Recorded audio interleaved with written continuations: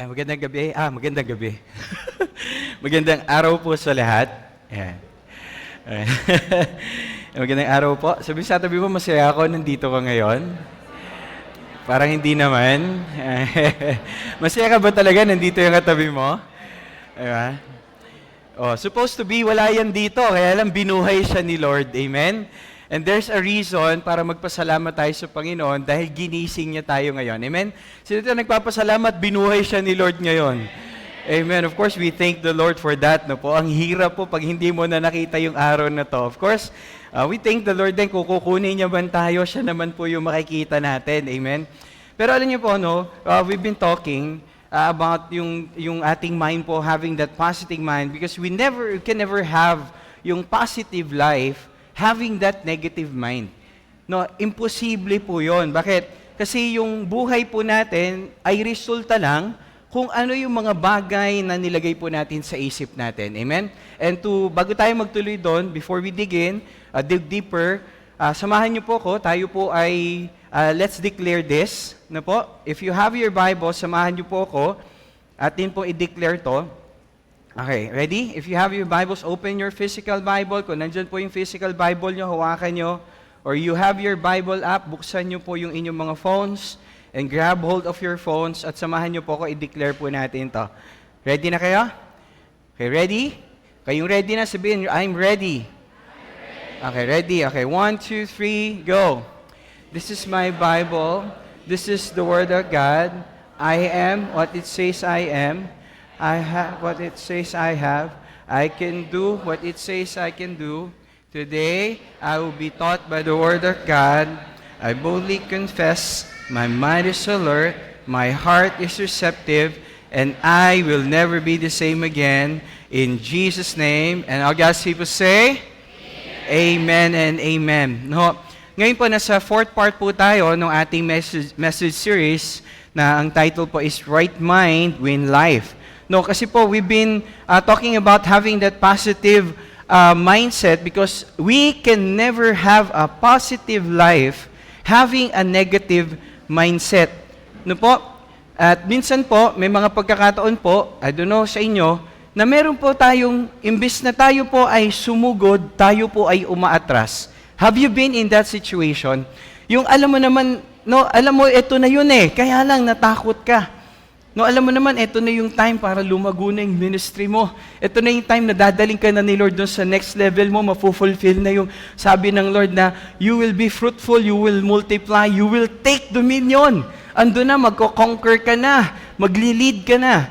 But the thing is, natakot ka. Ando na yung great harvest, kaya lang, natakot ka magtanim. No, ando na sana kasi nakita mo bakit ganun, ang dilim ng ulap. Diba? And we tend to get worried doon sa mga mangyayari, having that bad mindset.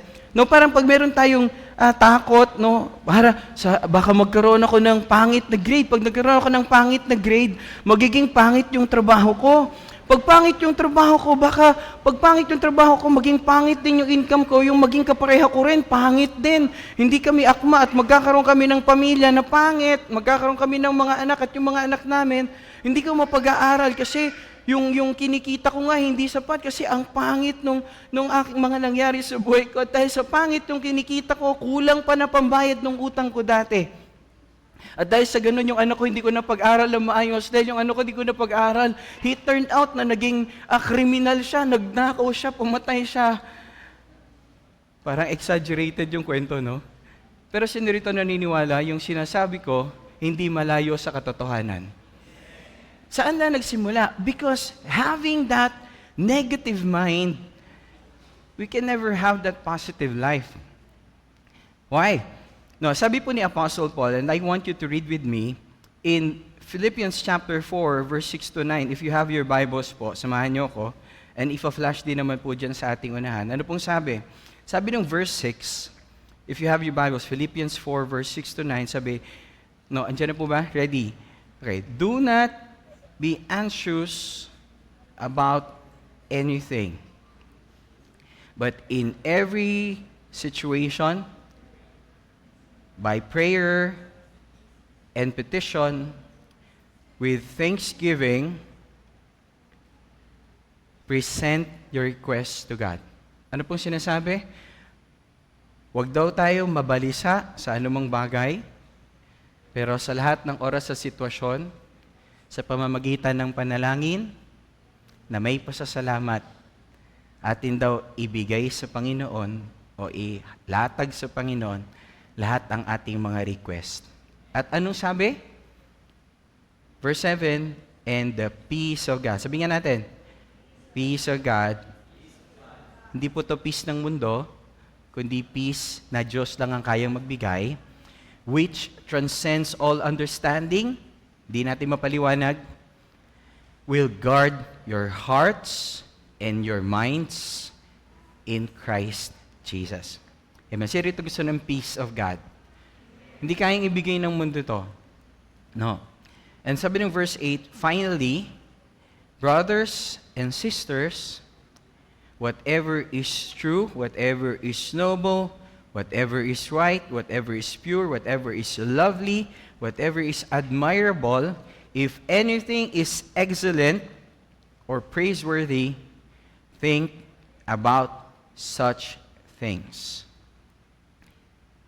Ano man dinadaan mo, pray. Tapos after mo mag-let go ng negative, lagay mo naman positive. No? And the God of peace will be with you. Will be with you. Tayo saglit na magtunaw ulo, tayo manalangin. Our Heavenly Father, we come before you, Lord. We thank you, Lord, for this opportunity na muli kami, Panginoon, ay magkaisa bilang magkakapatid. Lord, we pray na alisin niyo po ano man yung nagdudulot ng kabigatan sa aming mga puso, sa aming mga isip. At Lord, ngayon po, turuan niyo kami na ibigay sa inyo po lahat. Ibigay sa inyo aming mga dinadala, Panginoon. Dahil alam namin, you care for us, God. At Lord, sa oras na ito, habang hinahanap po namin kayo, Lord, i-renew niyo po yung aming kaisipan. Bigyan niyo po kami ng kapayapaan. At Lord, ano man po yung burden na meron kami, ito po ay complete maipagkatiwala namin sa inyo. And we claim, bibigyan niyo po kami ng peace sa heart and mind, higit pa, Lord, dun sa naunawaan ng mundong ito. Hindi kayang ibigay ng mundo. Salamat po. Ito po yung aming dalangin. In Jesus' name. In Jesus' name. And agasi po say, Amen. Yung title ng topic natin ngayon, doon sa series po natin, Right Mind, Win Life. Read it with me. Peace be with you. Amen? Sabi sa tabi mo, peace be with you. Amen. No, okay. Sabi sa tabi mo, peace be with you. Peace be with you. Oho. Sino ito naniniwala na ang Panginoon gusto niya tayong bigyan ng kapayapaan? And just the words say, sabi, cast all your cares. No, duwag daw tayo mabalisa sa anumang bagay. Sa halip, ibigay daw natin sa Diyos. Ano pong ibig sabihin? Bigay natin sa Lord yung lahat ng mga bagay na nakakabagabag sa atin. Yung lahat na nagdudulot ng kabigatan sa atin, ibigay natin sa Panginoon. No, kaya lang ang problema, no, minsan binigay natin pero kinuha pa rin natin. Binalik natin. Pero hindi, bigay natin sa Lord. Then after, binitawan na natin yung pangit, binitawan na natin yung mali, binitawan na natin yung masama, binitawan na natin yung katakot, yung kabalisahan. Ano gagawin natin? Maglalagay naman tayo ng bago. Ano? Bagong kaisipan. Sabi nga, whatever is true, whatever is lovely, whatever is admirable, pure, whatever is right, whatever is noble and praiseworthy, think about such things. Last time po, we had the privilege when Pastor Mervin went dito po sa atin, sa Cavite. We had the privilege po na invite po kami doon sa church po nila, Pastor Dave. And meron tatlong bagay siya na shinare niya kasi grabe po yung ginagawa ng Lord sa life nila, sa church nila, sa ministry nila. Kasi sabi niya, ngayon nararanasan ko yung supernatural. Pero para maranasan mo yung supernatural, kilos ng Diyos yun. Tama ba? At pag kaya mong i-explain, yan ay kilos ng tao. Tayo yan, tayo yung gumagawa niyan. Pero pag hindi mo na ma-explain yung nangyayari, kilos na ng Diyos yan. Kasi grabe po yung ginagawa ng Lord sa kanila, no? Na they transferred to a bigger church. At yung church na to, parang hindi nila kaya. Pero as a church, binless sila ng Panginoon, nakayanan po nila na mabayaran whatever yung rent doon, kaya lang yung building po hindi pa rin maayos. But people who they do not know, people na, alam mo yun, yung hindi nila kilala, hindi nila church member, first time nila na-meet, tumutulong para ayusin yung pagpapasimento ng floor ng kanilang church, even pag-aasa sa ayos ng kalsada. People have been, used by God na tumulong, nagpadala ng mga heavy equipments, ng mga traktor, ng mga backhoe, para lang maayos yung kabuuan ng church. At within the span of 3 weeks, yung dating luma na abandoned na warehouse, na ginamit dati ng mga delivery, no, ng mga parcels, ngayon po ay in the span of 3 weeks, yung nakuha po nila, talaga pong grabe yung nangyari, hindi mo maipaliwanag. No, biruin mo yun, nililibre na yung mga kailangan po nila, binibigay nilang ng mga taong hindi nila kilala, at yung mga taong hindi nila po members sa church. Sino rito gusto mo makaranas ng mga ganong pangyari? Hindi mo maipaliwanag. Amen. No, kung kaya mong maipaliwanag pala yung sitwasyon mo, ito po ay gawa ng tao. Pero pag hindi mo maipaliwanag, ito po ay gawa ng Diyos. Amen. No, and I believe ang Lord, lahat po tayo gusto niyang gumawa ng bagay na malaki. Pero 3 bagay po yung shinare niya sa amin, kaya raw po ganun yung church nila. Una po, righteousness. Anong righteousness? Hindi na sila mamumuhay sa mali. Hindi na pwede kasalanan. No, hindi na pwede kasalanan. Yun yun. No, pero pwedeng namuhay ka ng walang kasalanan, pero pwedeng hindi ka na nangongopya, pero pwedeng hindi ka naman din nag-aaral. Are you listening? No, pwedeng hindi ka na sumasagot sa magulang mo, pero hindi ka naman tumutulong sa bahay. Hindi. Yung pangalawa, sabi niya, is holiness. Banal na buhay naman. Ibig sabihin, kung meron kang inalis, meron ka namang idadagdag. At shortly, yun yung pag-aaralan natin ngayon, ano yung idadagdag natin sa faith natin? No? So, sabi niya, righteousness, and next, holiness, it's having the presence of God in your life. Kasi of course, tanggalin mo na yung kasalanan, no? Pero of course, meron ka namang idadagdag. Ano yung ginagawa naman natin? Pwedeng hindi na tayo namumuhay sa kasalanan, pero ano naman yung ginagawa nating mabuti ngayon? Okay. And next, sabi niya, yung pangatlong point niya, bakit nangyari sa kanila yon? It is fervent prayer. Sabi natin, fervent prayer. Okay. Una is righteousness, namuhay, na banal, no? At yung hiwalay sa kasalanan, matuwid yung buhay. Pero sabi ron, holiness, it's living na meron ng ginagawa para sa Panginoon. No, holiness, it's the presence of God. At lastly, fervent prayer. No, if you're writing the notes, pwede nyo pong i-note yun. Malaki pong tulong niyan. Pero tignan nyo po, kaya sabi rin ni Apostle Paul dito, ano man yung kabalisahan nyo, ilagak natin sa Diyos sa pamamagitan ng pananalangin. There was this believer, na alam niyo po, Monday night, so nandun siya sa church, tapos sabi niya dun sa isang elder, sabi niya, bakit ganito sa church? Bakit konti lang tayo? Sabi nung kasi ngayong Monday night ay prayer. Sabi niya, bakit nga ganon? Kahapon Sunday, punong-puno yung church. Bakit ngayong Monday, konti lang yung tao na nagpipray? Hello, narinig nyo na rin yan? Okay.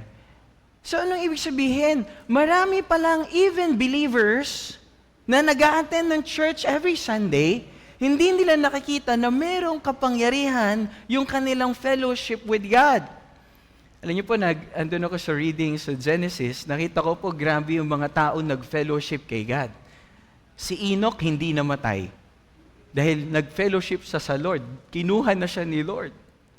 Fellowship, as in prayer kasi is just having fellowship with God. No, hindi po to yung prolonged prayer or what. Having fellowship with God, yun ang prayer. No, nagtataka yung kapatid, bakit nung Monday night, halos konti lang yung tao, pero pag Sunday, ang dami ng tao. Okay, listening. Sino rito nakakarating ng morning prayer natin? Zoom lang po yung morning prayer natin. Zoom ha. Hindi mo kailangan umalis ng bahay. Hindi mo kailangan pumunta ng church, mamasahe. Mag-on ka lang ng phone mo. Sino nakakarating po pagka morning prayer, 5 a.m., taas yung kamay? Ayun. Ilan? Yung hindi nakataas ng kamay, tanungin mo, bakit?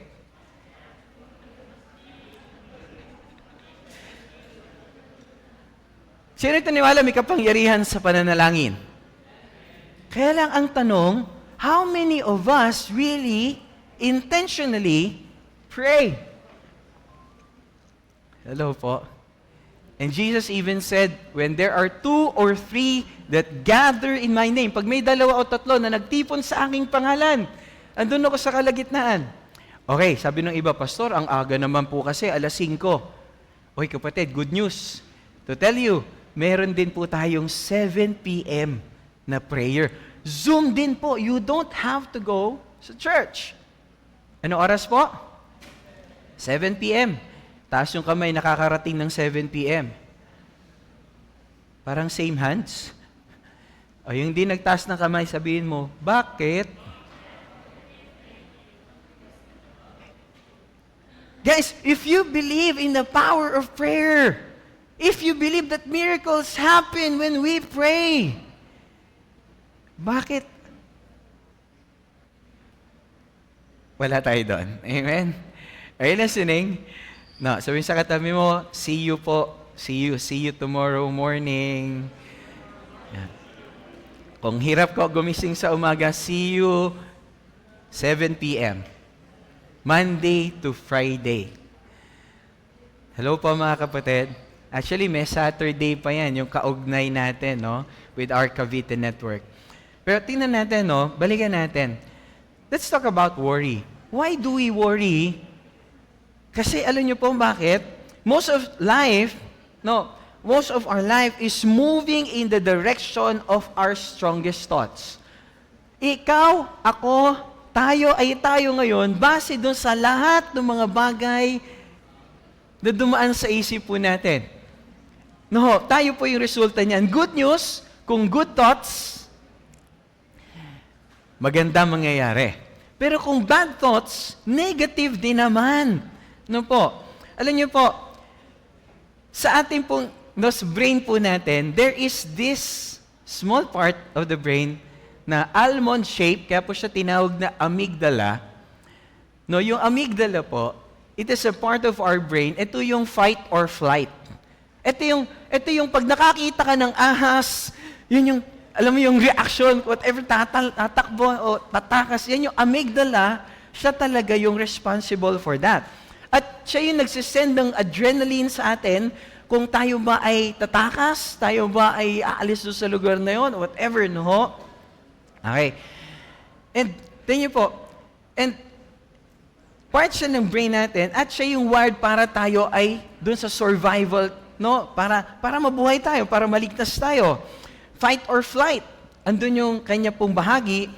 Kaya lang, yung danger, pag yung amygdala, siya na po yung kumilos kasi mayroong adrenaline na ito po yung dahilan kaya parang biglang minsan parang jerky yung kilos. Parang minsan nagagawa mo yung hindi mo dapat gawin. Nakanyo po? No, hindi mo dapat gawin, yan yung nagawa mo.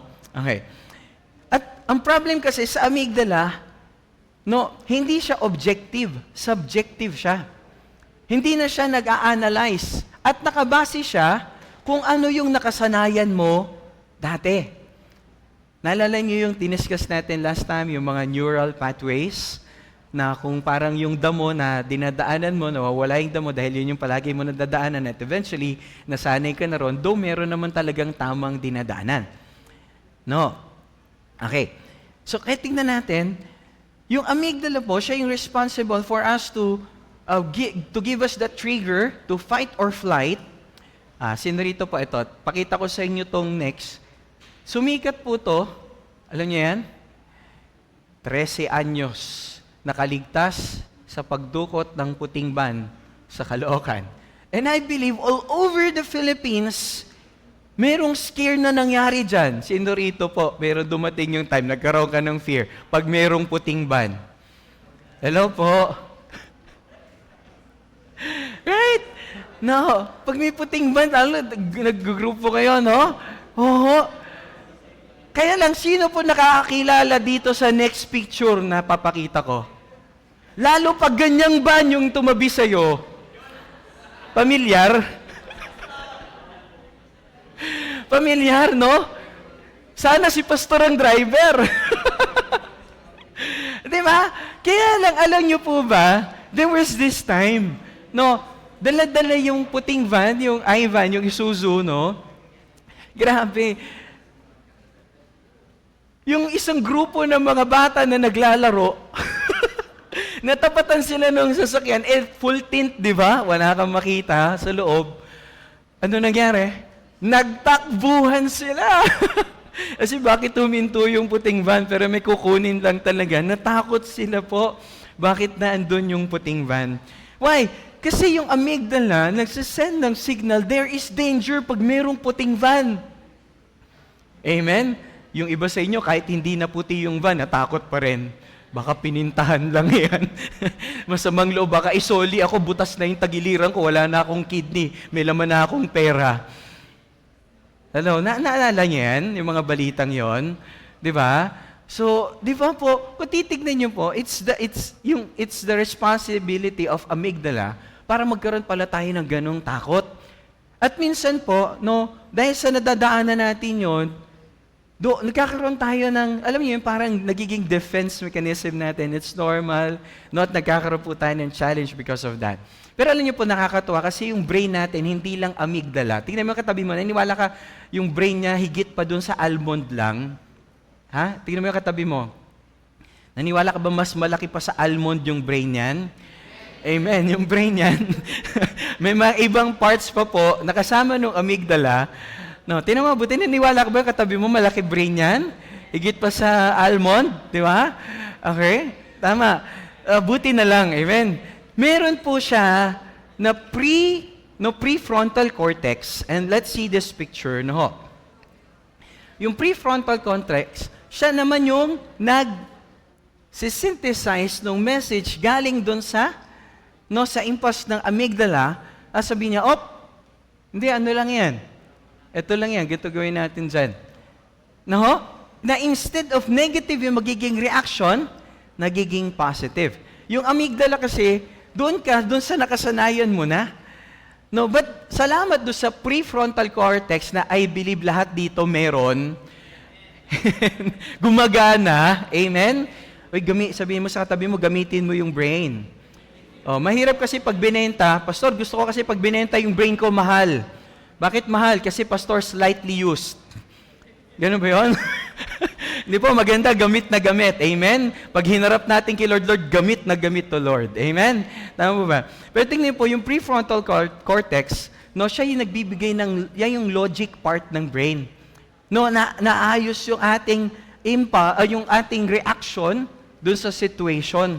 No, parang ganito, naalala ko po, dati parang, I still remember our founder, no, with high respect and honor, no, he had an experience kasi po tumira siya dito. Wala pa po dito ang church, no, andun pa po sa Gentry ata, or kung meron man dito, pero wala pa po yung school. Alam niyo po, nandun yung bahay niya sa gitna dati, no, nasa kubo po siya, may kubo pong maganda dyan na tinitigilan din namin ng pamilya before. Doon po namin siya pinatira. At sabi niya, tuwing gabi, pa-check lang ako, Chipo, bro, pa-check ako, kasi pa-check ako, parang hindi ata naka-on yung aircon. Bro? Oo, yan. Ayan. Kasi nag-on na sila ng electric fan, it means merong, baka hindi naka-on yung aircon, bro. Baka naka-fan lang. Ayan, thank you ha. Okay. Ano po? Alam ko yung mga nasa live, naka-aircon po kayo, right? Ang lamig, right? Oh. Ano po? Anyway, so, alam niyo po, merong noise, sabi niya, tuwing gabi, Pastor Kim, no? Hindi sa Korean, no po? Every night, sabi niya, bakit ganon? Nasa Philippines pa naman, di ba sa Philippines, uso rin mga aswang, nakakatakot, right? Tuwing gabi, merong babagsak doon sa bubong, yung bubong yung nipa, alam niyo yung pawid, no po? Alam niyo yung pawid? Mga kabataan, alam niyo yung pawid? So, babagsak, so merong pumapagaspas doon sa, gumagano doon sa sa bubong, sa bubong ng kubo. So, every night, hindi lang isang beses. So, kung hindi isang beses, isang beses. Marami, di ba? So, hindi lang isang beses, maraming beses. No, na merong ganon. Halos araw-araw. Sabi, so napaisip, then one time, sabi naman ni Dad, sabi niya, hindi ano yun. Hindi aswang yun. Di ba? Yung Filipino, di ba? Thinking natin, kasi ang lakas nung paggaspas no? But you know what? Minsan, umalis siya, umuwi ng Korea, and si Dad naman, Pastor Vincent, natulog siya doon. So, natulog siya doon. Sabi niya, na-experience niya rin. Sabi niya, amygdala. Takot, di ba? Pero sabi niya, hindi. Prefrontal cortex. Hindi. Mayroon lang pumapagaspas doon sa bubong. So, ano sabi niya? Nilabas niya. Alam niyo kung ano nakita niya? Yung fruit bat. Di ba yung fruit bat malalaki? Ang laki ng fruit bat talaga Tapos, ang nangyari pala, yung fruit bat, yung kubo, meron sa ibabaw niya yung bayabas. Nakita na kayo ng bayabas?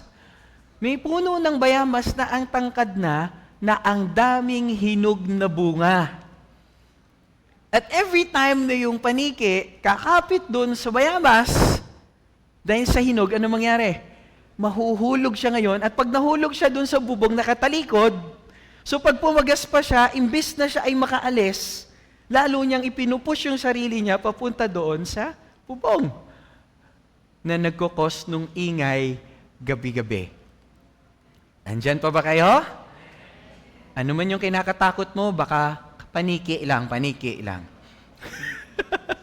Hello po mga kapatid? No, buti na lang, di ba? Ang ginawa ni Dad, kinalog niya ngayon yung bayabas bago gumabi para malaglag na lahat ng mga hinog. Ano nangyari? Nung gabi, ang sarap na ng tulog, wala nang maingay sa bubong. Amen? O kaya kung meron ng maingay sa bubong, baka pusa. Tama po ba?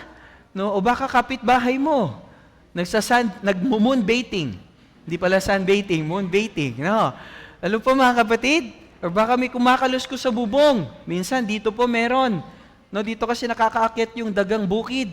Kaya pang umakyat sa taas. Minsan, no? But, you know what? Kasi we need to use our prefrontal cortex and allow to synthesize logically, not irrationally, yung mga bagay. Andyan po ba kayo mga kapatid? No, ibig sabihin, hindi fight, hindi, palaging fight, not flight. Of course, we synthesize things. Na kaya pag nakakita ka ng white na van, hindi ka matakot. Si pastor lang driver niyan. Hindi po, no? Pero of course, we become careful with that. Pero tingnan niyo po si Apostle Paul, no? Si Apostle Paul po, ano nangyari? No, kasi po, pagka meron kang fear, pagka meron kang na-encounter na maaring situation na to, ito yung maaring maging dahilan para ikaw po ay, alam mo yun, tumigil o huminto, maybe in your walk in the Lord, pwedeng tumigil, hindi na ako mag-cell group, hindi na ako mag-pray, hindi na ako mag-devotion, hindi na ako mag-training, hindi na ako umattend sa church. Hindi na mangyayari kung ano yung plano ng Panginoon sa buhay ng bawat isa po sa atin. No, I still remember, sabi ko, kung ako hindi nagtuloy sa Panginoon, what would happen in my life? Kung hindi ako nagtuloy, yes, hindi ako magaling, I'm not perfect, Pero isa lang alam ko, merong tawag yung Panginoon sa akin. Alam ko merong kayang malaking gawin ng Panginoon sa pamamagitan ng buhay ko. Amen. Sino naniwala may malaking gagawin ng Panginoon sa pamamagitan ng buhay ng katabi mo? O sa buhay mo. Amen? Malaki, pero hindi mo pa nakikita ngayon. Pero hindi dahil sa hindi mo nakikita, hindi siya mangyayari o dapat nating katakutan. Right? No, pero tingnan niyo po, ang ganda si Apostle Paul. Sabi niya po rito, Philippians chapter 4, verse 6-7, balikan po natin, do not be anxious about anything. Pag sinabing anything, ano yon? Ilan yon? Ilan? Ilan? 1,000,000? 1 billion? 1 trilyon? Pag sinabing anything, ilan? Lahat. Huwag daw mabalisa sa lahat ng bagay, bagkus sa lahat ng sitwasyon, sa pamamagitan ng pananalangin, petition, with thanksgiving, na may pasasalamat, present your request to God. So binigay natin sa Lord na may pasasalamat na hindi pa man nangyayari, Lord, thank you dahil alam ko po walang imposible sa inyo. Ano naman po ang gagawin ng Panginoon? Pag may binigay tayo sa Kanya, meron din ibabalik ang Panginoon. Pag meron kang tinanim, meron siyang ibabalik. And the peace of God. Say that word again, peace of God. Again, peace of God. Peace of God which transcends all understanding. Hindi po ito kayang ibigay ng mundo, but only God can. Will guard your heart and your minds in Christ Jesus. So, ibig sabihin po, no? Tayo po, pag may nararanasan tayong mga malaking pagsubok, may parating tayong mga matitinding challenges, no, merong, andyan na, lalo pag malapit na si Judith, kaya si Judith, tsaka si Juna. Maybe some of you, wala pang ganon, pero yung mga magulang nyo, no, pag si Judith at si Juna, andyan na, nako po, di ba? Pero alam niyo po, pag may ganyan tayo, pwede tayong lumapit sa Panginoon. Pwede tayong magtiwala sa Panginoon. No? At maaaring sabihin natin, Lord, talagang ito na lang. Ang kaya ko na lang gawin, mag-pray. Ibig sabihin, grabe, talagang prayer na lang? Bakit hindi pa nung simula? Bakit nilagay mo pa sa huli? Amen. Alam niyo po what I've seen sa hospital, professionals po, doctors, high respect with the nurses. Pagdating doon sa dulo, yung pumapalahaw na yung mga pamilya, alam niyo sasabihin, ginawa na po namin ang lahat. May kilala ba kayong ganon? Sabi niya, ginawa ko naman na ang lahat. Ang tanong nga kasi ron, ginawa ko na ang lahat. Ang lahat pala. Ang tanong, nasaan ng Diyos doon?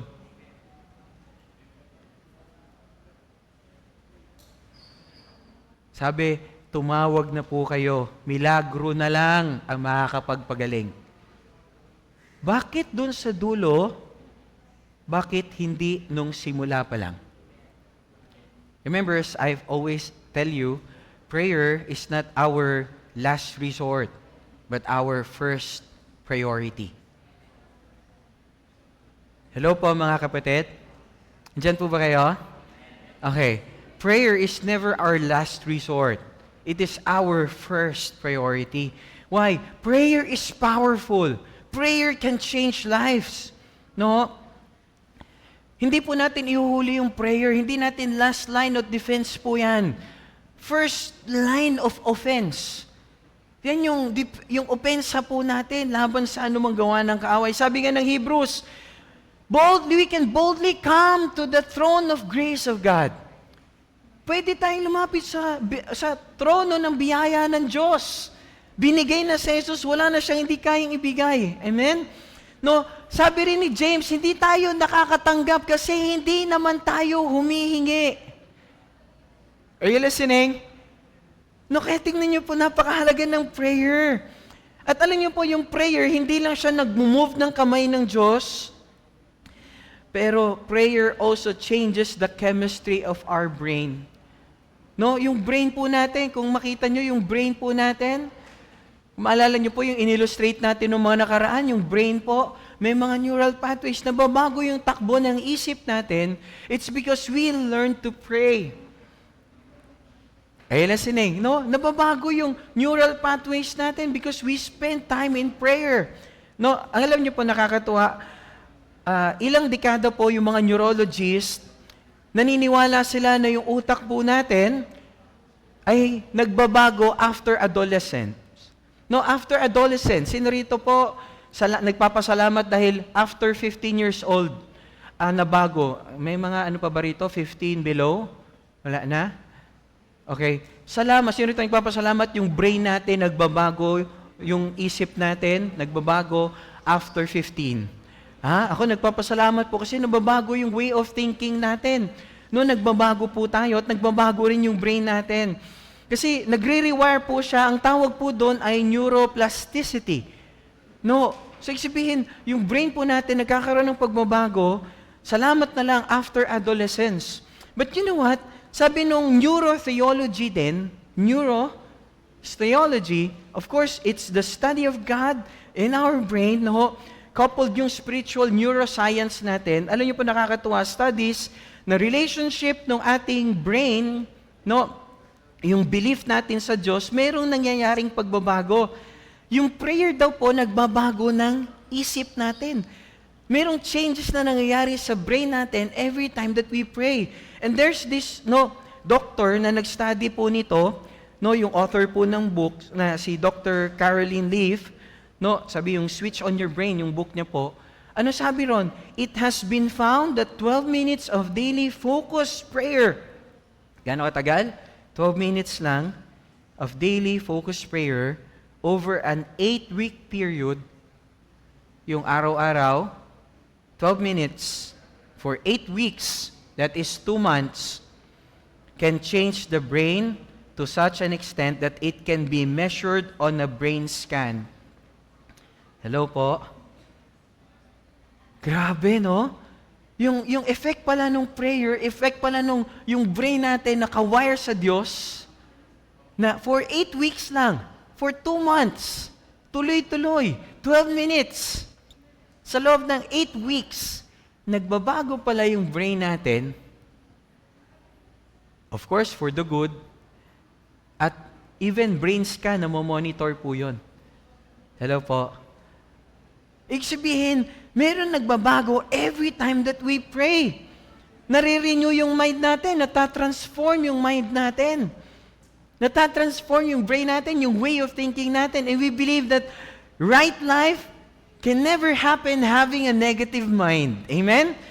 Kaya kung gusto natin ng positive life, ano yung kailangan meron tayo? Positive mind. Pero hindi natin kaya ito mag-isa. We need the help of God. That's why sabi ni Apostle Paul, kahit nakakulong si Apostle Paul, do not be anxious about anything. But by prayer, by petition, and with thanksgiving, present your request to God. Amen? No, kaya pala nagbabago yung lahat. Nagkakaroon tayo ng peace sa heart. Nagkakaroon tayo ng peace sa mind. Everything changes atmosphere. Everything changes as well sa labas. Bakit? Because we have that right mind. Pero bakit tayo nag-worry? Bakit tayo nagpapanik? Bakit tayo may anxiety? Maraming reason, pero sinasabi po ng science, na-experience natin because of the amygdala yung nangunguna. Instead of us having, hina-hijack tayo ng amygdala. Dinadala tayo ng amygdala na yung parang alam mo yun, nasa survival mode na lang tayo. We are no longer trusting in God. Parang tayo na lang, kinikip na lang natin ito. Kaya po sabi ng Panginoon, yung daw isip natin na nag-govern ng kasalanan, govern na-dominate ng kasalanan, it's because meron tayong maling kaisipan. Pastor? Bakit tayo nasasakop ng kasalanan? Kasi meron tayong makasalanang kaisipan. Tignan niyo po. Ano po ba yung worry? Kasi po, alam niyo po yung worry. When we say worry, worry is the sin of distrusting the promises and power of God. Every time that we worry, we sin. Bakit? Every time that we worry, may utos sa Bible, do not worry. Huwag kang mag-alala. Ibig sabihin, every time that we worry, we go against the Word of God. We want to take control. Ano po? Parang sinasabi natin, Lord, hindi ko kayo kayang pagtiwalaan sa area na to. Hindi ko naiintindihan, Lord, wala kayong word nito, pero Lord, hindi ko talaga kayo mapagtiwalaan sa area na to, Lord. Parang iba kayong mag-isip. Of course, si Diyos siya. Hindi natin maarok ang isip niya, amen? At wala siyang planong ikasasama natin, amen? No, kaya tingnan niyo po, instead of letting sin or yung sinful nature natin mag-control ng isip natin, we choose to let the Holy Spirit govern, take over. Hayaan natin ang banal na Espiritu manguna sa atin. Huwag yung makasalanan. Tignan niyo po, anong sabi ng verse? No, sabi, ibig sabihin, hayaan po natin yung logical part. Mag-isip tayo. Yung truth ng word. Huwag lang yung situation mo. Huwag lang yung situation mo, yung amygdala situation mo. Kundi allow the prefrontal cortex, the truth of the Word of God, para i-synthesize yung lie at palitan ng truth. Amen? If you've been running sa ating series or following our series, dinidiscuss natin yan na alin, yung ating pong sinusunod, yung ating pong way of thinking. Yung lie, anong panglaban natin ay truth, because it is only the truth that will set us free. Katotohanan lang ang magpapalaya sa atin. Kaya tingnan niyo po, kaya yung logical part ng brain natin, which is spiritual, dito po tayo dapat kumilos yung truth. Ano sabi po ng Romans chapter 8 verse 5 to 6? Those who are dominated by the sinful nature, bago sila na-dominate, thinking about sinful things. Pag nag-isip ka ng kasalanan, hindi ka pa nagkakasala. That is just a temptation. Pero pag kinilos mo na kung ano, yung pumasok sa isip mo, nagkakasala na tayo. If it allowed you to worry, to fear, sa mga pangako ng Lord, mangyayari ba yan? Pero sabi niya, but those who are controlled by the Holy Spirit, bakit sila na-control ng Holy Spirit? Think about things that please the Spirit. Ang isip nila, yung isip na gusto ng Holy Spirit. Sabi ng verse 6, so letting your sinful nature control your mind leads to death. Bakit sila na-control ng sinful nature? It's because na-control sila ng sinful thoughts. Thoughts lang muna, bago siya na-dominate ng sin. Pero para ma-dominate tayo ng Holy Spirit, ano rin? We got that thought, things of the Holy Spirit. Amen? So, ibig sabihin, we decide. Sino bang hayaan natin mag-dominate sa atin? Ang Holy Spirit? Sabi, yung kasalanan. Kasi yung kasalanan leads to death, but letting the Spirit control your mind leads to life and peace. Ibig sabihin, kapatid, will you live sa sin? Ano mangyari sa iyo? Death, separation from God, separation from the source of blessing. Kaya ayaw ng Panginoon na mamuhay ka sa kasalanan, hindi lang para mamuhay ka na walang kasalanan. Kasi ang Diyos, kaya gusto niyang mamuhay ka ng kasalanan kasi gusto kanyang i-bless, hindi kanya ma-bless kasi may kasalanan. That's why binigay niya si Jesus para i-bless ka. Dahil mahal na mahal ka ng Diyos. Mahal na mahal ka ng Diyos. Kaya lang yung kasalanan ang nagiging hadlang sa pagpapala ng Diyos. Kaya binigay niya si Jesus para maalis yun. Are you listening, mga kapatid? Kaya isipin natin, bago ka mag-isip ng mali, ng kasalanan, isipin mo, hey, ayoko ng kasalanan, bakit? I will fall short of the glory of God. I will fall short of the blessings of God. I will fall short of God. Hindi ko mararanasan ng Diyos sa buhay ko. Hindi ako makakita ng mga supernatural na bagay. Lahat ng mga makikita ko lang na bagay, mga bagay na na-explain ng mundo. Amen? Pero sinarito, gusto mo yung buhay mo hindi ma-explain. Grabe yung nangyari sa buhay ng kapatid. Why? Kasi nagtiwala siya sa Panginoon. Are you listening, mga kapatid? Kaya bago ka mag-isip ng kasalanan, isipin mo, mahal ako ng Diyos, I don't want to fall short of the blessing of God. Amen? No, nagiging iba yung perspective natin. Mahal pala ako ng Diyos. No?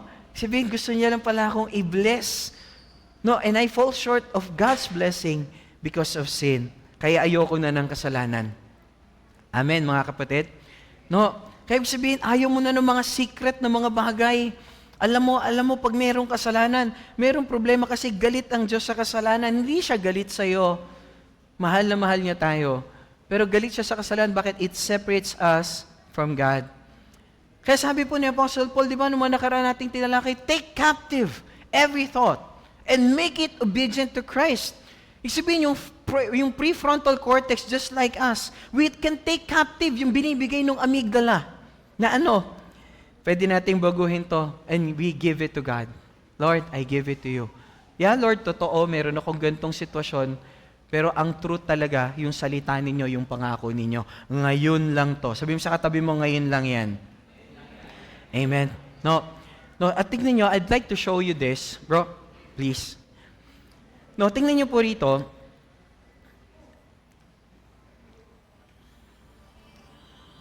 Okay, and I'd like you to look at this, no po. Okay. Ganito ka ba, kapatid? Andiyan ka ba? Punong-puno ka ng box ng worry. Amen? No, punong-puno ng box ng worry. Siguro walang aamin. So, ang dami kong pinagdadaanan. No, pero alam niyo po, nakakatuwa kasi meron naman tayong Diyos. Amen? No, parang, wow, I'm so relieved. Tapos, ang ginagawa natin, when we come to the Lord, kaya meron pa rin pong bigat, kasi we take our worries and we put it to God. We pray. But after 5-10 minutes, Lord, wala pa rin nangyayari, Lord. Lord, akin na, Lord, parang hindi mo kayang ayusin yung problema ko. Kasi ang tingin natin kay Lord, mas malaki yung problema natin kaysa sa Diyos. Why won't we change that? Na anong gawin natin? Malaki ang Diyos ko, maliit ang problema ko. Amen? Mas malaki ang Diyos ko kaysa sa problema ko. Amen. Oh. And you know what?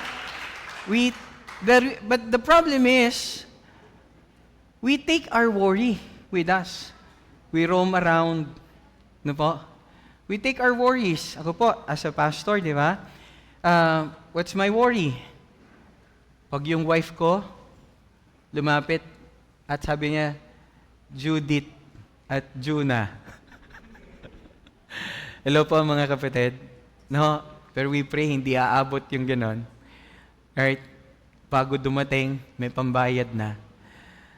Ang dami naman pong pagkakataon sa buhay po namin, may mga ganon. Pag may asawa na po kayo, maintindihan niyo yung sinasabi ko. Pero you know what? Bilang pastor din po, tatay po ako, yung mga anak ko, pag umaalis po sila, nagpapaalam, Papa, may punta kami sa bahay ng classmate namin, may mga gagawin. Nung bata kasi parang ikaw lang, sapat na. Tama ba? Yung mga, di ba, nung kayo, magulang nyo, okay na. Pero may mga nakilala kayo sa chat, di ba? O kaya may mga kaklase kayo, may mga projects na kailangan gawin. Minsan, Mapa, punta lang kami doon sa di ba? Nagbabike yung anak ko minsan, papunta doon sa kanyang, sa classmate niya. At yung anak ko po, ngayon, si JM, is been studying po driving. Nasa driving school siya. Yung isipin mo lang na syempre bagong driver, no? At eventually, iniisip mo rin ano yung safety niya. No? Even pag magdadrive na siya mag-isa, in the future. Tama po? Pero iniisip ko lang din na mahal ako ng Diyos. At kung mahal ako ng Diyos, mahal din ng Diyos yung pamilya ko. At kaya niyang ingatan yung pamilya ko. Amen? At alam niyo po, isang pinakamatindi kay pastor, as a pastor, ang iniisip mo, hindi sarili mo, hindi lang pamilya mo, but you're also thinking sa buhay ng napakaraming tao. At pag iniisip mo yung buhay ng napakaraming tao, that, of course, as a pastor, napakahalaga una-una yung pangalan ng Panginoon. Mailabang ko yung pangalan ng Panginoon, maingatan ko yung pangalan ng Panginoon sa buhay ko. Hindi ko mabibigyan ng kahihiyan yung pangalan ng Panginoon sa buhay ko, yun ang unang-una. And, of course, magawa ko kung ano yung gusto niyang ipagawa sa akin. No, love God and love people. Right? Magawa ko yung Great Commission. Magawa ko yung assignment ko. Ano ba yung purpose ko? Bakit niya ako nilikha? And as a pastor, hindi po madali yun. And at times, as a leader, isa pong reason yan for me to worry. Mahirap po yan, and we keep roaming around, dala-dala po natin yung worry, kaya po mabigat yung isip, mabigat yung puso. Pero alam niyo po, pinakamaganda, minsan ang ginagawa kasi natin, we just take our worry, and we put it to God, but still, meron pa rin. Why won't we decide na, Lord, I want to give you everything, at hindi lang yung worry ko, Lord, I want to give you my life. I want to give you my life. You know what? Nung nasa ICU si Pastor, it was just 3 weeks ago, those are, yun po yung mga bagay na nagbigay sa akin ng tatag, na kahit na nandun ako sa ICU, inatake ako dun sa ICU, grabe talaga. Parang may sumasakal po sa akin. And it's because of the grace of God. Actually, yung nararamdaman ko parang dito lang nung una, pero nung nasa ICU ako, hindi ko rin na-mention to sa family ko. Kanina ko lang nabanggit, kaninang umaga tsaka ngayon, that nung sumasakit yung dibdib ko, which is true naman, pero iba yung nararamdaman ko. Yung nagra-radiate siya dito, of course, normal yon. Sabi nila pag merong heart problem. Pero what I experience is merong sumasakal sa akin. But when I pray in the blood of Jesus, in-apply ko yung blood of Jesus Christ over my life, and I am declaring, in the Spirit, at nakikipag-warfare ako sa kaaway, nung time na yon, nararamdaman ko dito, talagang gumagano, bumababa yung, nawawala, At eventually, nawala na kung ano man yung pain na meron ako nung oras na yon. And I believe it is the power of God when we come to Him. Pero sabi ko lang sa Panginoon, Lord, kung kayo po ay mapaparangalan, na ako po, ay mamamatay sa sitwasyong to, Lord, maparangalan po kayo. Pero Lord, kung hindi, Lord, hinihingi ko po, buhayin po ninyo ako. Gusto ko pa po maglingkod sa inyo. Gusto ko pa po maglingkod sa inyo. And I give to you my life, Lord. Are you listening, mga kapatid? And I give to Him my life. Sino rito gusto mo ganito na buhay mo? Hindi na ikaw yung nakikita. Si Lord na. Kahit saan ka pumunta, andun si Lord. Kahit saan ka pumunta, may kapayapaan. Kahit saan ka pumunta, may kaaliwan. Kahit saan ka pumunta, wala nang bigat. Bakit? Kasi nasa Lord na. Kahit mapunta ka, hindi ko pinagpipray sa mga pangit na lugar. I've been to ICU. Malungkot po doon, mag-isa ka lang. Pero alam ko, hindi ako mag-isa. Kasama ko ang Ama, ang Anak, at ang Espiritu Santo. At meron pang bonus. Amen. Palakpakan natin ang Lord. Why? May bonus pa, may angel pa ako sa tabi. Kasama ko yung wife ko all throughout. Hindi po madali. Yun po yung sabi niya nga, yun yung matagal na mabilis na mga pangyayari sa buhay namin. And I thank you for praying for me. Actually, totoo, to tell you po, pag nagpe-pray si Pastor, times I forgot to pray for myself.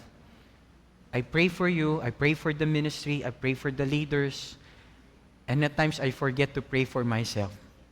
Pero sa ICU, nakakapag-pray ako. Sabi ko sa Lord, Lord, minsan lang po ako humingi sa inyo. Pwede ko po bang hingin na buhayin niyo po ako, Panginoon? Gusto ko pa pong maglingkod sa inyo. Amen? We put our life to God. Amen. Sino rito ang ganda na tignan ito ngayon? Amen? Bakit? Hindi na yung worry mo, hindi na ikaw, but it is the Lord. Amen? Kaya lang, Pastor, parang napaka-irresponsable naman yan, Pastor. Binigay ko na lahat sa Lord. Hindi. Ito yung tatlong bagay, and I want you to take note of this. If you're writing down notes, write this down. First thing is do what you can do. Do what you can do. Gawin mo yung kaya mo gawin. For me, at that time, ang alam ko na lang gawin is to pray. But ngayon po, nag-iingat ako ng sarili ko. Hindi na ako kumakain ng bawal. Amen? Right? Hindi na ako kumakain ng bawal sa akin. No, lalo meron din akong bantay. Salamat sa Panginoon sa aking wife. No po. But, no, tingnan niyo po, do what you can do. Gawin mo yung kaya mong gawin. Hindi na maibig sabihin, Lord, gusto ko po magkaroon ng mataas na grade. Nag-aral ka ba? Are you listening? No, gusto ko po magkaroon ng malaking salary o kumita ng malaki.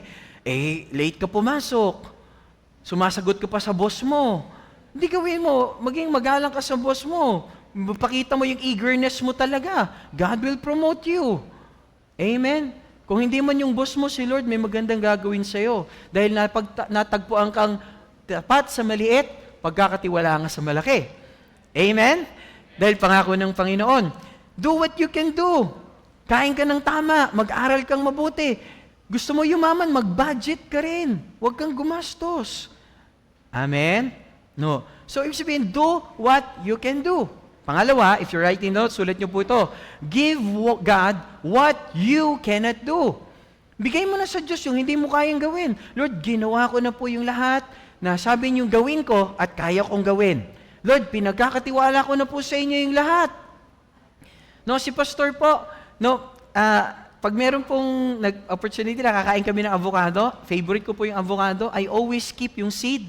Ang ginagawa ko dun sa seed, nilalagay ko, kung alam nyo yung paano ka ng seedling na avocado, you put it, yung 1/3 ng butt ng seed, nung pinakailalim, 1/3 ng tubig, lagay ko lang ng toothpick, tapos sa plastic cup, no? Ang tagal po noon, minsan weeks.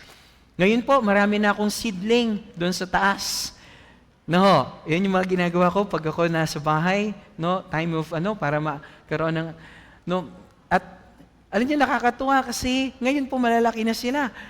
Hindi mo po problemahin. Gagawin mo yung part mo. Lalagay mo siya sa tubig, lagay mo ng toothpick, lagay mo doon sa plastic cup, di ba? No, tapos lagay mo sa isang lugar na hindi siya magugulo. Yun yung part mo. Pero yung part na tumubo, kasi may time na inis ako, sabi ko parang ang tagal naman ito, tapon ko na kaya to, siguro walang buhay itong butong to. Sabi ng wife ko sa akin, hintayin mo lang, wait ka lang. Minsan nagmamadali tayo, tama? Kaya tayo nag-worry, pero after quite some time, natutuwa po ako. Yung buto na yon na sabi ko, tapon ko na kaya to, walang buo. Parang hindi ata matured yung seed. Ngayon po, bumuka na rin yung seed. Ngayon po, tumubo na. Hello po? Kapatid, bigay natin sa Diyos yung kaya na, gawin natin yung dapat nating, yung alam nating dapat nating gawin at kaya nating gawin, and let's trust God with the things na hindi natin kaya. Tayo, magtanim, magdilig, maglagay ng fertilizer, hindi natin trabaho magpatubo. Amen? Anong sabihin? Gawin natin yung part natin and let's trust God with the things na hindi natin kayang gawin. Hindi natin kayang gawin magpatubo, ang kaya natin gawin magtanim, kaya natin gawin magdilig, kaya natin gawin alagaan natin, i-cultivate natin, tanggalin natin yung mga damo, tanggalin natin ang kasalanan, huwag na tayong mabuhay sa mali, pero ang Diyos ang magpapatubo ng lahat ng ginagawa natin. Amen? No, isipin, gawin mo kung ano yung kaya mong gawin. Gusto mo maging cell leader? No, gusto mo mag-open ng cell group? Pag-aralan mo, paano mag-open ng cell group? Connect ka doon sa mga may alam na, paano nyo ginawa? Ask your cell leader, paano nyo sinimulan sa'yo? Pag-aralan mo, paano mag-connect sa tao? Pag-aralan natin, pwede nating pag-aralan. Amen? And of course, you start in prayer. You pray and you ask God, you connect your life to God, you connect your life to the people as well.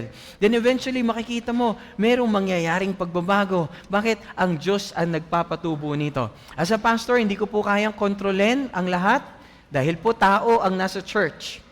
Amen. But I do what I can do.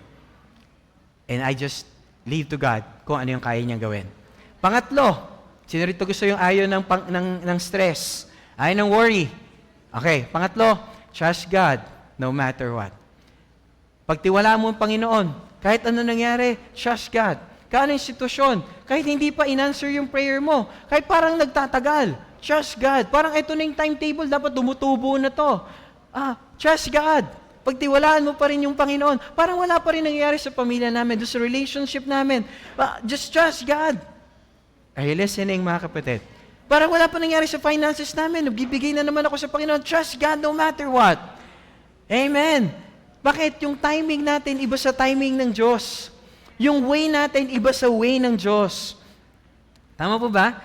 And just imagine this, pag nagawa natin to, sabi ng Lord, bibigay yung heart natin, magkakaroon ng peace, yung buhay natin, magkakaroon ng joy, no? Magkakaroon tayo ng peace of mind. Why? Because we learn to trust God. Nilagay na natin sa Panginoon. Hindi na natin dala yung worry. Nilagay na natin yung worry natin. Saan? Sa Diyos. Na kay Lord na yung worry natin, di na natin dinala yung worry natin. Bakit hindi lang yung worry yung binigay natin sa Diyos, but we put our life to God. We entrusted God with our life. Amen? Na ano man yung mangyari, nung nasa ICU po ako, sabi ko, Lord, water baptism, kahit wala ka doon, mangyayari yan. You have your leaders. You have your dad. Hello po mga kapatid. Ano magandang nangyari? Praise report. Yung dati po na ako yung nagli-lead sa formation sa school. Ngayon po yung mga leaders na. Hindi na ako. Nandiyan ba yung mga leaders natin? Ayan, pwede po kayo. No? Taas yung kamay, yung mga kasama doon. Palakpakan natin ng Lord sa buhay nila. Ay, grabe, no? Okay. And Pastor, I want to take part din doon. Gusto ko maging part noon. You ask them, you connect your life to them. No po? They will help you po. No? Kapatid, posible. Sabi sa katabi mo, posible sa Diyos. Posible pala na yung pangit nating kaisipan, pwedeng magbago. Yung pangit nating sitwasyon, pwedeng magbago. Kung gagawin natin yung alam nating kayang gawin, bibigay natin sa Panginoon yung alam nating Panginoon lang kayang gumawa. At pagtitiwalaan natin yung Diyos, anuman ang mangyari.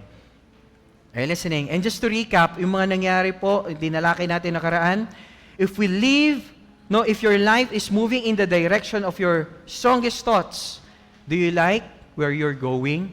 Do you like the direction of your thoughts? Kung saan ka dinadala? Kung nasaan ka ngayon? Kung hindi, we change it. Tama ba? We change our thoughts. Hindi, may magandang mangyayari. May magandang mangyayari. Tama? No, yung buhay na mahirap, hindi, madali lang yan. Nakakapagod, hindi. Magpapahinga lang ako. Pag malakas na ako, babalik ako ulit. Tama po ba? No, hindi mo kaya, kaya mo. Because I can do all things through Christ who strengthens me. Amen?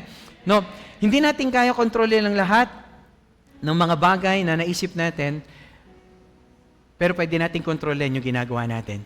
Hindi natin makontrol yung mga pumapasok, pero pwede natin kontrolin ano yung lalabas. Amen po ba mga kapatid? So, paano gagawin natin? Identify natin ano yung pangit na kaisipan.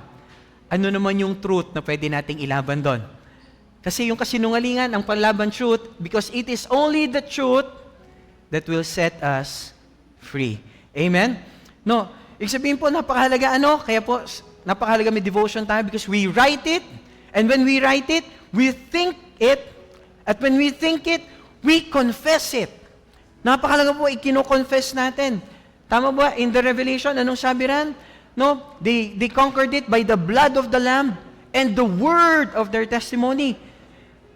Amen? Yung testimony ni Pastor, ngayon, sinishare ko sa inyo, yung buhay na binibigay ng Panginoon. Maybe some of you, grabe, si Pastor binuhay ng Lord. Ako rin po, yung encouragement sa akin, nung nasa ICU, sabi ko, Lord, yung kapatid niya, pinagaling niyo eh. Ako pa, naglilingkod ako sa inyo. Amen. Yun, sabi ko, Lord, yung testimony ng kapatid na pinagaling ng Panginoon sa cancer, sabi ko, Lord, ako rin, kaya akong pagalingin. Ako pa, kaya niyo pagalingin. Siya nga pinagaling niyo, Lord eh. Amen? Yung testimony niya, naging declaration of faith sa akin. Naging prophecy sa akin. Amen? And maybe some of you, yung testimony ni Pastor, prophetic sa inyo. Ako rin, ganun ang sitwasyon ko. Kayang baguhin pala ng Diyos. Lord, I believe. Ako rin. We confess it. We confess it. No, kino-confess natin. And after i-confess, until we believe it. Lord, gagawin niyo to. Lord, mangyayari to sa buhay ko. Lord, hindi ako ganito. Pinanganak ako mahirap, pero hindi ako mamamatay na mahirap. Lord, ito lang sitwasyon ko ngayon. May pinagdadaanan kami, pero dadaanan ko lang to, Lord. I will have a great victory. Mapaparangalan yung pangalan niyo sa pamamagitan ng buhay ko. Lord, may sakit ako ngayon, pero Lord, gagamitin yung buhay ko para maging testimony na meron Diyos na nagpapagaling. And His name is Jesus. Amen? And we need to trust God. We need to trust God. Amen? Yung palakpak na yun, parang pang-tao lang. Yung palakpak para kay Jesus. Grabe.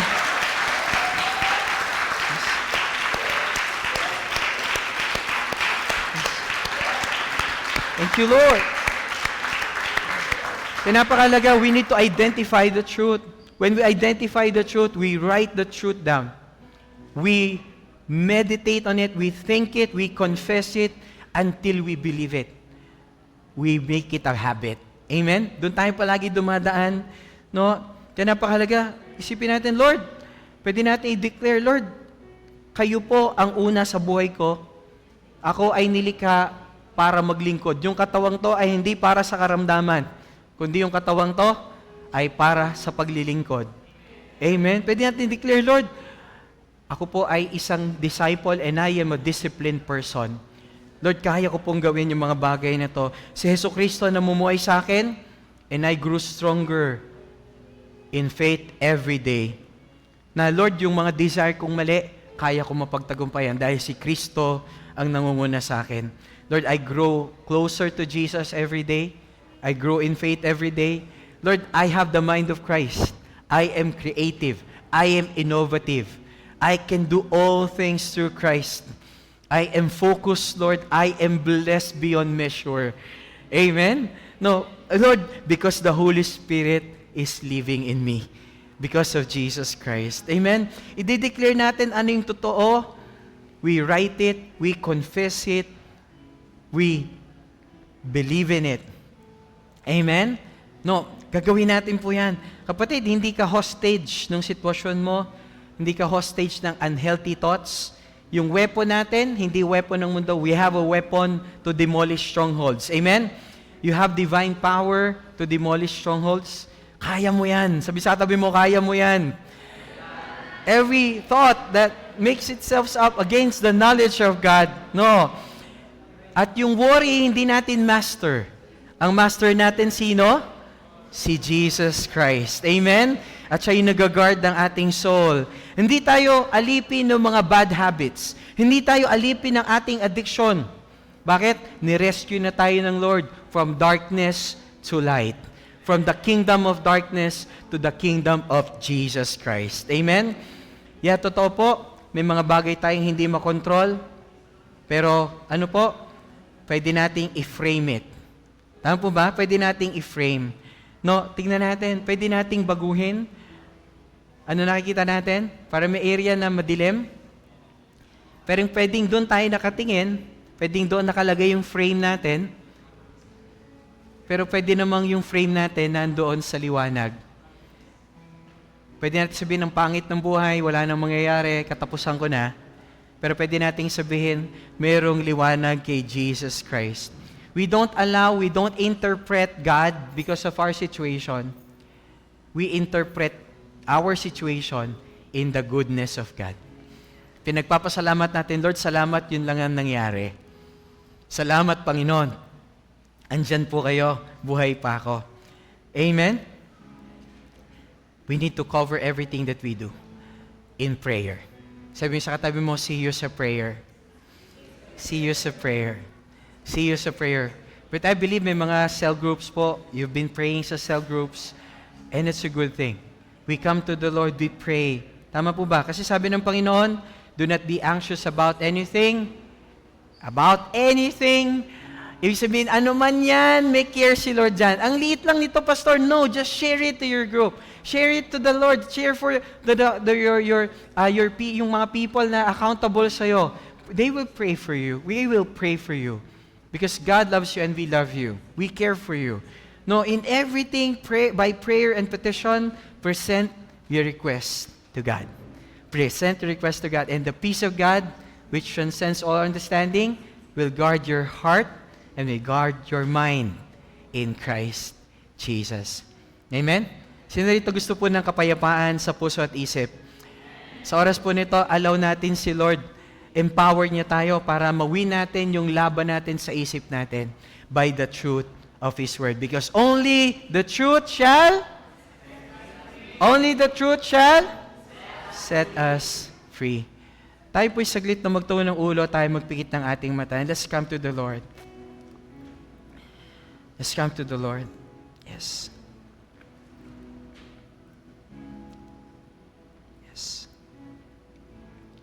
Habang nakatungo yung ulo, nakapikit yung mata, let's come to the Lord right now.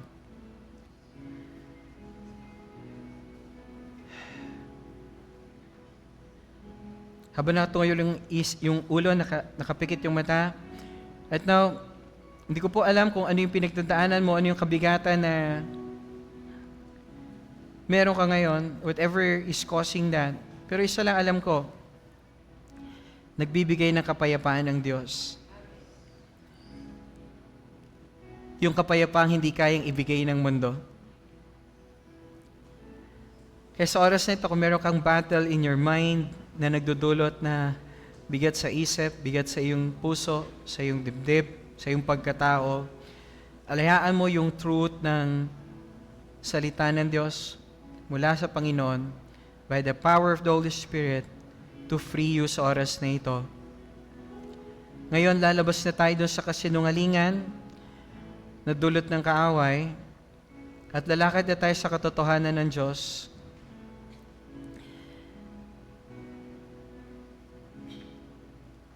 Ngayon, hayaan mo yung Panginoon, bigyan ka ng lakas para magtagumpay sa anumang pinagdadaanan mo. At tanging yung truth ng salita ng Diyos sa magbabago ng isip natin na nagbibigay ng kalayaan sa atin. Kaya sa oras na ito, habang nakatungo yung ulo, nakapikit yung mata, pwede mo akong sapahan sa panalangin. Aking Amang nasa langit, sa pangalan ni Jesus, ako'y lumalapit po sa inyo. Hinihingi ko po na baguhin niyo yung aking isip.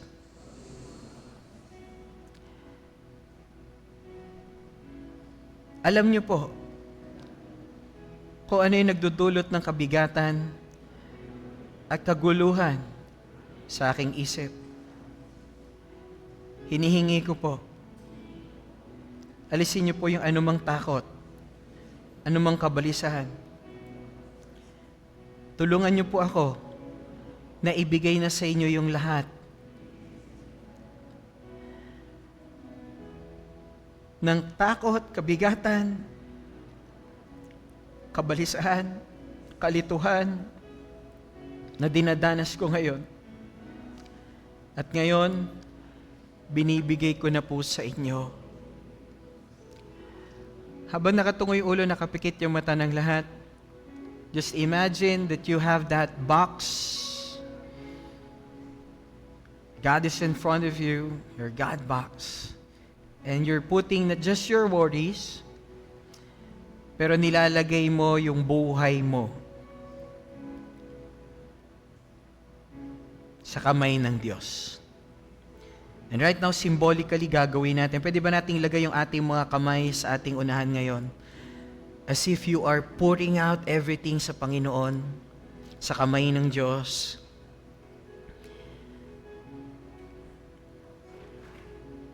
Meron nagpapabigat sa iyo, di ko alam kung ano yon. Lagyan mo ng pangalan.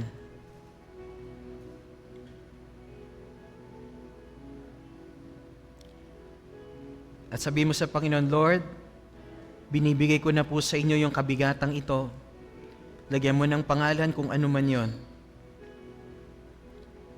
Just fill in the blanks. Lord, binibigay ko na sa inyo to, ano man yon. At Lord, pinagtitiwalaan ko po na ito po ay kukunin niyo, Panginoon, and I'm giving it to you right now, Lord. Ano man tong problema ng mga kapatid, Lord, relationship man, sa health nila, Lord, takot, sa finances nila, Lord, meron mang problema, Lord, wisdom, humingi ng wisdom para makagawa ng decision. Lord, right now, nababalisa, naguguluhan. Lord, binibigay sa inyo ngayon, Panginoon. Lord, right now, we just release it to you, Lord. Kamu kapatid, right now, just tell the Lord, Lord, I release it right now. And Lord, we trust na mabuti po kayo. You are good. You are faithful. And Lord, bigyan nyo kami ng wisdom, magawa kung ano yung dapat naming gawin. At Lord, bigyan nyo rin kami ng wisdom at ng tapang na gawin yung dapat naming gawin at ipagkatiwala na sa inyo yung mga bagay na hindi namin kaya. At Lord, bigyan nyo rin kami ng pagtitiwala na sa kabila ng aming ginagawa na alam naming dapat naming gawin, sa kabila na pinagtiwala na namin sa inyo hindi namin kaya, magtiwala pa rin kami that you are in control sa aming sitwasyon, anuman ang sitwasyon. Lord, binibigay na po namin sa inyo ang lahat ng to. We trust you, Lord, with all of our hearts, and we lean not on our own understanding. And we believe, God, if we trust you with all of our hearts, lean not on our own understanding, that in all your ways, Lord, we acknowledge you. Sabi po ninyo word, you will make our path straight. You will make our path straight.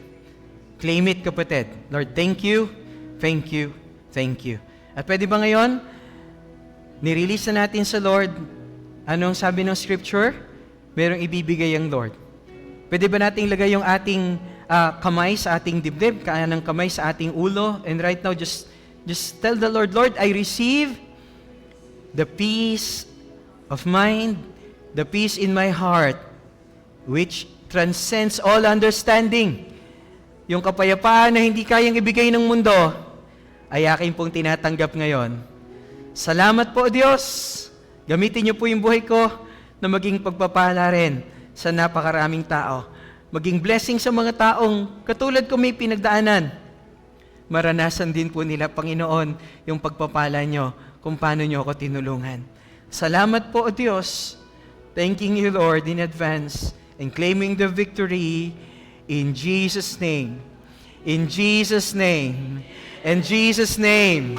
And our God's people shout, Amen and Amen. Palakpakan natin ang Lord.